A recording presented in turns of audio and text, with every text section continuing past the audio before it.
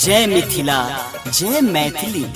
AP production music and entertainment Lakshmi Sagar Darbhanga प्रस्तुत कर रहल अछि मैथिली विवाह गीतक अनमोल संग्रह चित चोर दुल्हा, जाहिमे अपन सुमधुर स्वर देने छथि मिथिलांचलक उभरैत गायिका कंचन पांडे। त आओ सुनल जाओ चित चोर दुल्हा।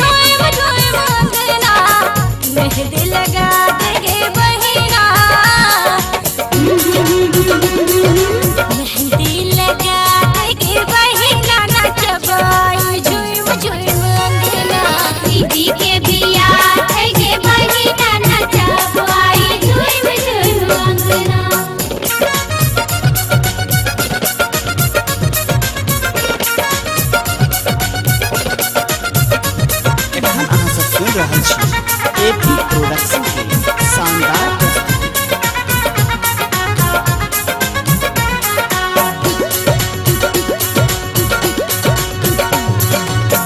लाल पियर रंग कमर सजाया बर के परिचय हवा आंगन लाया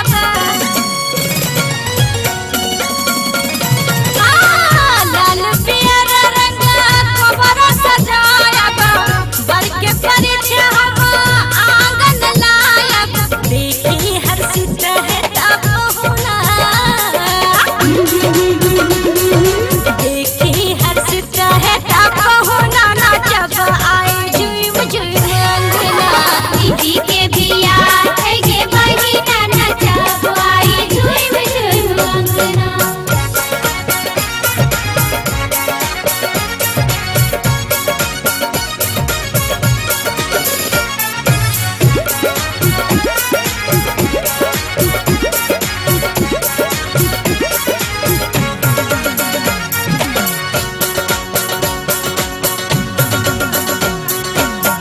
हमरा बहन के दिलदार दुल्हा मुख छकब खूब लेबै रुपैया।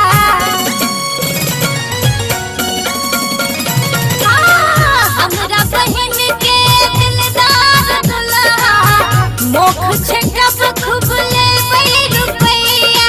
नहीं लेबै कोनो गहना, नहीं लेबै कोनो गहना नाचब आए झूमी झूमी अंगना। दीदी के बिया है गे बहिना नाचब आए झूम झूम अंगना। एखन अहाँ सब सुनि रहल छी एपी प्रोडक्शन के शानदार प्रस्तुति।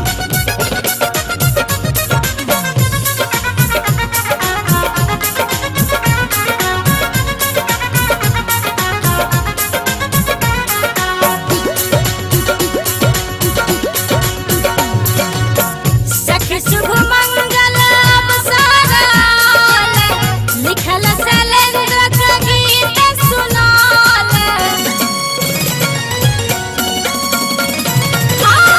सखी शुभ मंगल अवसराल लिखल शैलेंद्र के गीत सुनाल।